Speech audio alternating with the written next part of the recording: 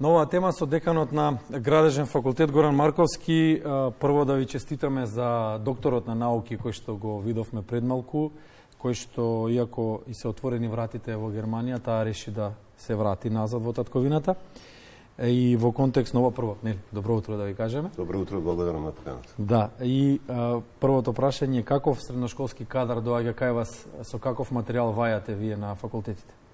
Да, колку подобар материјал за вајање, толку скулптурата ќе биде поквалитетна, се разбира. Како и секогаш. Доаѓа, имаме и поамбициозни ученици и помалку амбициозни ученици. Меѓутоа, она што е наша задача, кај сите нив да создадеме мотив за учење, за откривање на вистините во градежништвото и од нив да создадеме што е можно по-квалитетни инженери. Впрочем, многу лесно е било кога кај нас би доаѓали или на било кој факултет би доаѓале само врвните средношколци, но такво нешто е невозможно да постои, така што може и од оние кои што во средното училиште немале некоја голема амбиција, со правилен пристап да создадете квалитетни дипломирани кадри. Мора да им се даде шанса на децата, не? Апсолутно, шансата е, да, тоа е наша основна задача и нашата мисија да ја создадеме од младите луѓе, да создадеме кадар кој прво ќе биде квалитетен, ќе им служи ним во нивната професионална кариера и во животот, а второ, со тоа ќе возвратат и на државата за тоа што вложува во нивното образование од мали години па се до дипломирање, односно магистрирање. Подготвен ли е градежниот факултет да одговори на инфраструктурно, да одговори на потребите на студентите?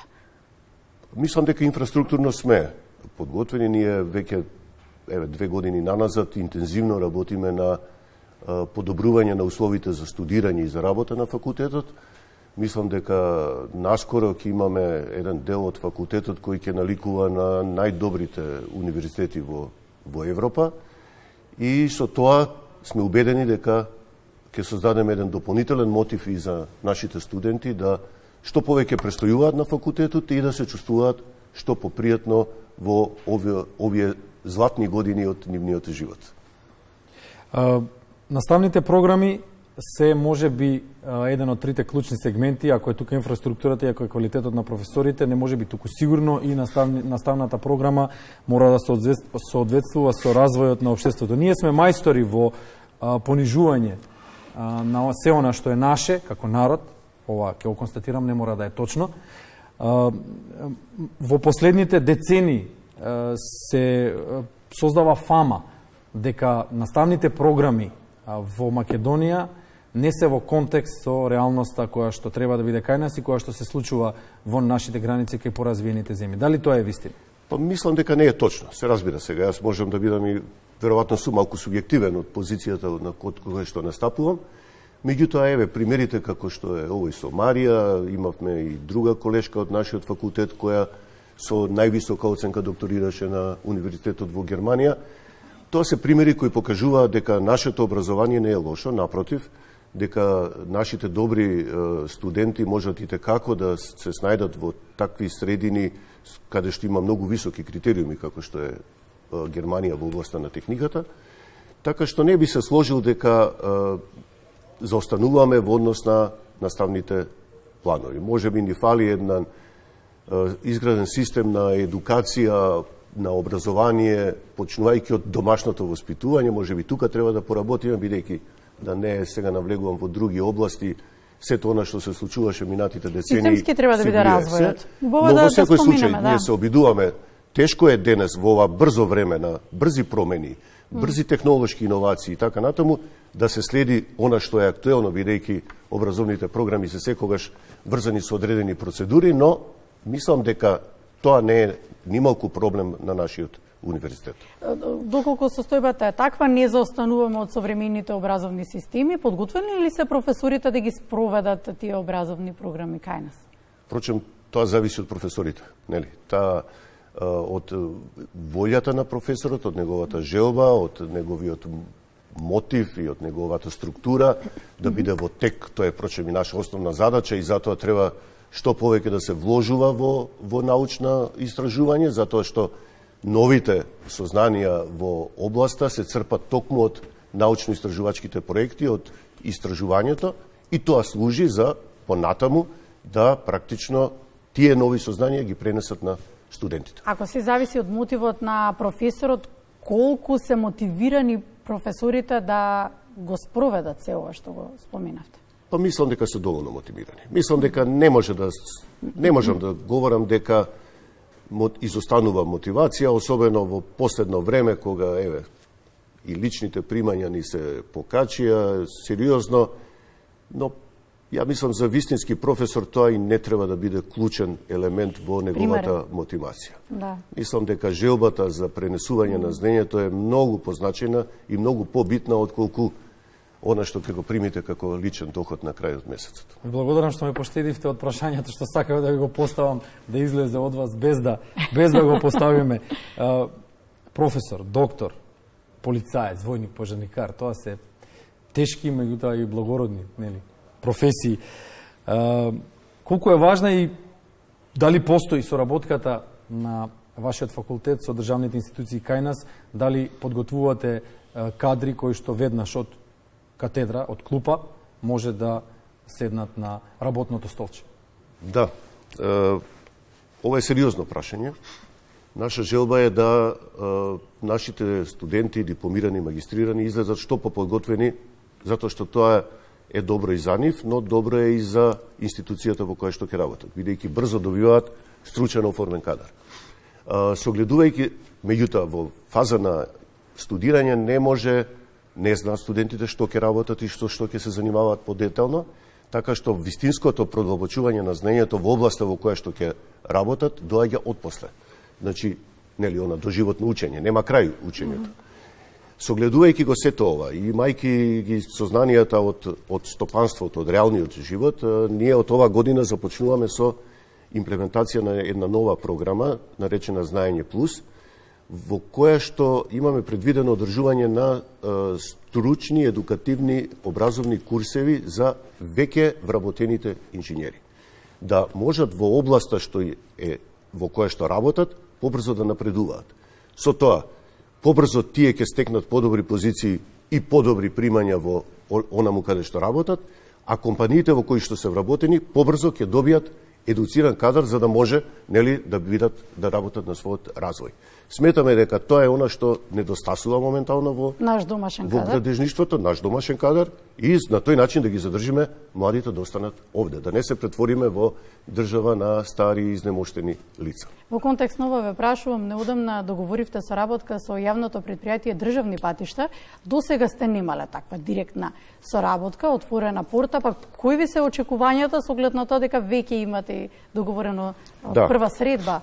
Да, ние долги години имаме соработка со јавното предпријатие за државни патишта, меѓутоа сега добивме конкретен повик да се поразговара, да имаме средба меѓу нас, студентите, дел од професорите и раководниот кадар на јавното предпријатие, за да им се објасни на студентите кои се можностите за вработување таму и оние што сакаат и што имаат афинитет кон таков тип на работа да бидат веднаш вработени. Бидејќи бројот на инженери станува се помал, зборувам за градежни инженери, а потребите се поголеми. И неколку пати сме го зборувале ова, оти државата ни е во градежна експанзија веќе години, а и се најавува дека ќе биде во интензивна во периодот кој што следува, па може би ова е во вистинско време. Апсолутно, никогаш не е доцна да се направат одредени промени, мора да имаме поддршка од државата, мора да имаме систем кој што нема да дозволи хаотично запишување на студентите само на мал број струки. Не само градежна експанзија, ние имаме сега ќе доаѓа проблемот со одржување на веќе изграденото. Тоа е според мене уште позначено, а за тоа треба стручен кадар. Имаме ние големи системи, брани, хидроелектрани, мелиорации, што не, мостови, патишта, тунели и така натаму, тие треба да се одржуваат. Тие не може да стојат изложени сами на себе со децени и да сметаме дека тоа е сосема доволно. Неопходен е овој кадар и мора да работиме почнувајќи од нас.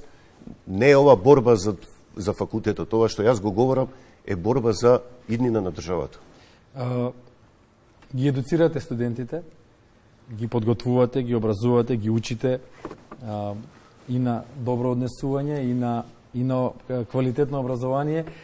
Дали вие нешто учите од студентите? Како не учиме, мислам, учиме многу. Кажете си сега што се. Што се учиме? Прво ги учиме новите трендови во технологијата на нивните комуникации и слично. Ова се нови генерации. Една од убавините на ова професија со која што јас се занимавам е што сте постојано меѓу млади луѓе. Така што просекот секогаш на години ви го спуштаат надоле и ве тераат да се обидете да размислувате на нивни начин.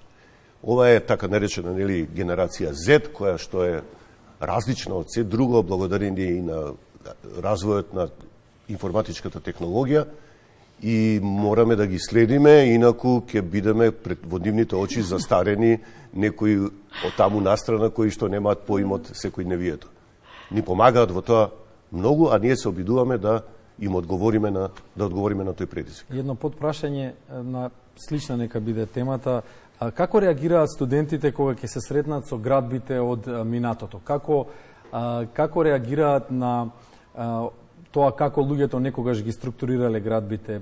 Па да почнеме од пирамидите па до ден денешен. Сигурно дека се занимавате и дека има некоја и таква нишка во текот на образованието. Подценуваат или се восхитуваат? Па, мислам дека нема човек, не само студенти, повозрасни кои ќе ги подцени оние градби кои што се останати зад нас, кои што ги изградиле врвни мајстори, не само од назад од тебе пирамидите. И за копаничарите зборуваме, за се зборуваме. Тие македонски мајсторски тајфи се познати, практично, градителскиот ген е вткаен во нас и ние затоа и градежништвото не смееме да го напуштиме и да го ставиме само на себе. Тоа е нешто што ни прилега, ни лежи. И оттаму моите и заложбите на сите нас да тоа остане и понатаму. Значени се тие дела, на тие дела учиме, и практично тоа е она духовно богатство што останува зад нас. Тоа е убавината на струката. Материјалното се добива и се троши, духовното останува. И тоа се обидуваме да го внесеме на доколку се одржува. Да, доколку се одржува. Оди го споминавме одржувањето, па да му дадеме значење. Благодариме за гостувањето. Благодариме, особено кога е образованието во прашање. Често сакаме да се консултираме со вас. Вие сте ни навистина драг соработник, ќе остане соработката. Благодарам на поддршката. 75 години беше оваа година. 75 години, да, свечена, организираме свечена академија на 3 октомври во Филхармонијата, а на 4 октомври за прв пат по повод свеченоста имаме меѓународна конференција наречена од логаритмар до вештачка интелигенција. Логаритмар е популарно наречен шибер кој се користел за математички операции до некаде 70-тите години, кога доаѓа дигитронот, па компјутерите и сега на порти е вештачката интелигенција, така што мислам дека конференцијата ќе биде интересна, имаме повикани луѓе од надвор. Ви благодарам на поддршката, што не поддржувате. Чекаме и преди најавивте кога ќе се видиме повторно. Благодарам, ја користам оваа прилика и вам и на гледачите да го честитам престојниот празник, Денот на независноста на Македонија, и со убави желби и сите да се бориме да се сочуваме и да изградиме ова наша држава. Нашата мила Македонија. Благодарим.